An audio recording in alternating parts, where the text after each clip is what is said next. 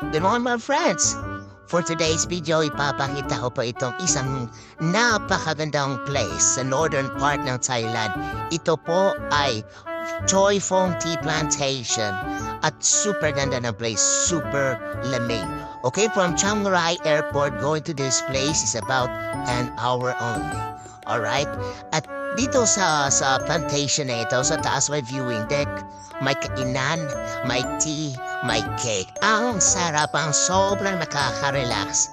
At saka, kung ikaw gusto mo talagang mag-chill, relax with the nature, I think this video is for you, okay?